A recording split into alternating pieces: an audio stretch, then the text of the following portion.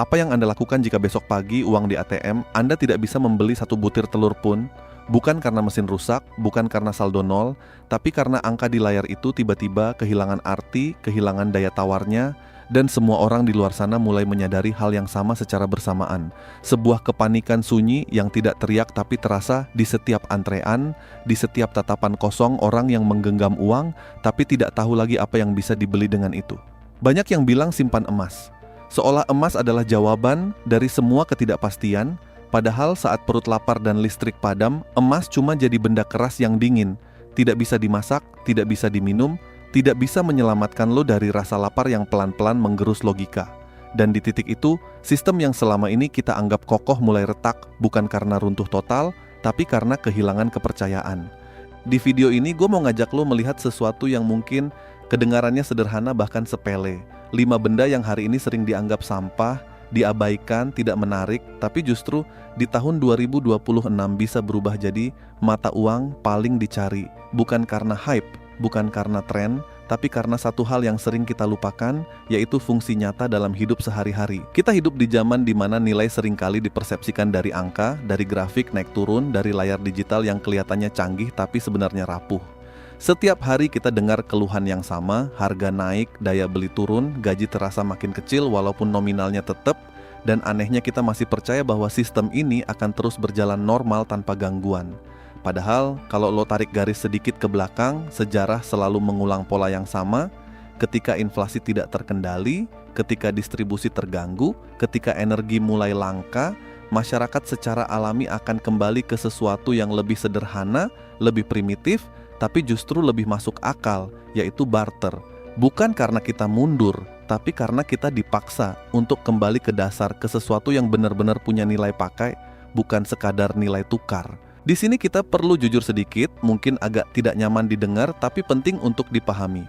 Uang yang kita pegang hari ini sebenarnya tidak punya nilai intrinsik. Kertas itu tidak bisa dimakan, angka di rekening tidak bisa diminum, semua itu hanya simbol kepercayaan. Selama semua orang percaya, sistem berjalan. Tapi begitu kepercayaan itu retak, bahkan sedikit saja, semuanya bisa berubah sangat cepat. Dan di saat itulah konsep nilai pakai kembali jadi raja.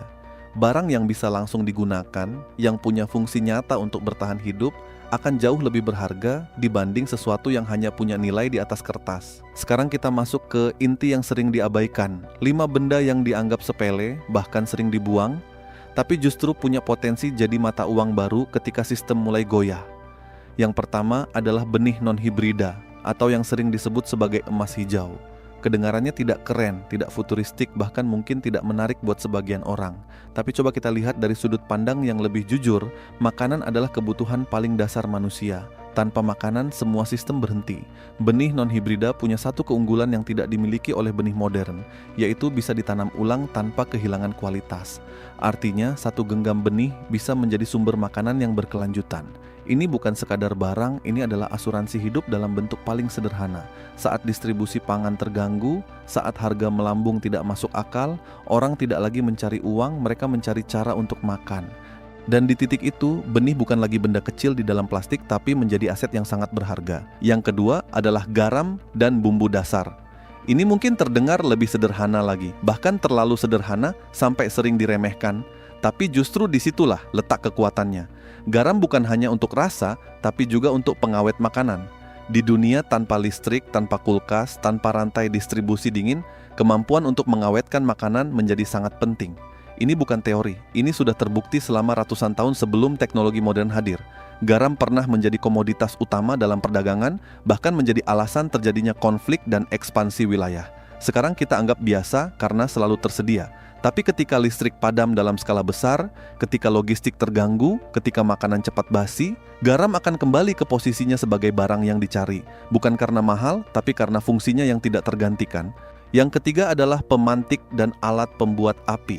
Ini mungkin yang paling sering diremehkan karena terlalu murah, terlalu mudah didapatkan hari ini. Korek api, pemantik gas, bahkan alat sederhana untuk membuat api secara manual. Semua itu terlihat seperti barang kecil yang tidak punya nilai besar. Tapi coba bayangkan, dunia tanpa listrik, tanpa kompor listrik, tanpa akses energi yang stabil. Api kembali menjadi sumber energi utama. Untuk memasak, untuk menghangatkan diri, untuk bertahan hidup. dan sesuatu yang bisa menciptakan api dengan cepat dan mudah akan menjadi sangat berharga. Ini bukan soal harga di toko, tapi soal akses terhadap energi. Dan di dunia yang mulai mengalami krisis energi, hal kecil seperti ini bisa jadi penentu antara nyaman dan bertahan. Yang kelima, dan ini sering tidak disadari, adalah pengetahuan dan alat filtrasi air. Air bersih adalah sesuatu yang kita anggap remeh karena selalu ada. Tinggal buka keran, selesai. Tapi di banyak tempat di dunia, air bersih adalah kemewahan.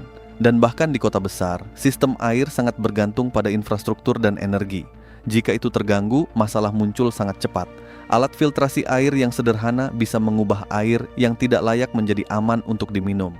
Dan pengetahuan tentang cara mengelola air, cara menyaring, cara menyimpan, itu menjadi aset yang tidak terlihat tapi sangat berharga. Ini bukan hanya soal barang, tapi juga soal kemampuan. Di dunia yang mulai tidak pasti, orang yang punya pengetahuan praktis akan jauh lebih berharga dibanding orang yang hanya punya teori. Sekarang pertanyaannya bukan lagi apakah ini akan terjadi atau tidak, tapi seberapa siap kita jika itu benar-benar terjadi. Kita tidak perlu jadi paranoid, tidak perlu hidup dalam ketakutan, tapi juga tidak bijak kalau kita sepenuhnya mengabaikan kemungkinan ini. Persiapan bukan berarti kita berharap hal buruk terjadi, tapi kita mengakui bahwa sistem tidak selalu stabil. Dan di tengah ketidakpastian itu, punya sedikit kendali atas kebutuhan dasar adalah sesuatu yang masuk akal. Masuk ke bagian yang lebih praktis. Bagaimana cara menyimpan benda-benda ini agar tetap awet dan bisa digunakan saat dibutuhkan? Ini sering dilupakan. Orang fokus mengumpulkan tapi tidak memikirkan penyimpanan. Benih misalnya, harus disimpan di tempat yang kering, sejuk, dan terlindung dari cahaya. Garam dan bumbu harus dijaga dari kelembaban agar tidak rusak. Obat-obatan punya masa kadaluarsa yang harus diperhatikan. Madu relatif tahan lama, tapi tetap perlu disimpan dengan benar. Alat pembuat api harus dijaga agar tidak lembab, dan alat filtrasi air harus tetap bersih dan siap digunakan. Ada satu konsep yang mungkin terdengar aneh, tapi sebenarnya sangat logis, yaitu teknik Grayman. Intinya sederhana, jangan terlalu mencolok, jangan pamer, jangan membuat orang lain tahu apa yang lo punya secara berlebihan. Di situasi normal, mungkin ini tidak terlalu penting. Tapi di situasi krisis, informasi adalah risiko. Semakin banyak orang tahu bahwa lo punya sesuatu yang berharga, semakin besar kemungkinan lo jadi target. Ini bukan soal jadi paranoid, tapi soal memahami realitas manusia ketika berada di bawah tekanan. Di akhirnya, semua ini bukan tentang menakut-nakuti, bukan tentang memprediksi kiamat, tapi tentang membuka perspektif. Kita terlalu lama hidup dalam kenyamanan sistem yang membuat kita lupa bagaimana cara bertahan secara mandiri.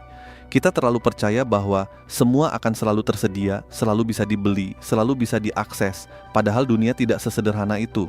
Sistem bisa berubah, kondisi bisa bergeser, dan yang bertahan bukan yang paling kaya di atas kertas, tapi yang paling adaptif di dunia nyata. Jadi mungkin sekarang waktunya kita mulai berpikir ulang, pelan-pelan, tanpa panik, tanpa berlebihan, mulai dari hal kecil, mulai dari memahami kebutuhan dasar, mulai dari menyimpan sesuatu yang benar-benar punya nilai pakai. Tidak perlu langsung besar, tidak perlu langsung sempurna, yang penting mulai. Karena biasanya yang membuat orang tertinggal bukan karena tidak tahu, tapi karena menunda. Dan gue penasaran menurut lo, selain 5 benda tadi, apalagi yang menurut lo bakal jadi sangat berharga kalau sistem mulai goyah seperti ini, sesuatu yang mungkin sekarang dianggap biasa tapi sebenarnya punya fungsi besar. Tulis di kolom komentar, kita diskusi bareng. Siapa tahu justru dari situ kita bisa saling belajar dan membuka perspektif baru. Kalau lo merasa pembahasan ini bermanfaat, share ke orang-orang terdekat lo, karena kadang satu informasi kecil bisa jadi penyelamat di waktu yang tidak kita duga. Dan kalau lo suka konten seperti ini, jangan lupa untuk subscribe biar kita bisa terus ngobrol, terus belajar, dan tetap waras di tengah dunia yang makin tidak bisa diprediksi.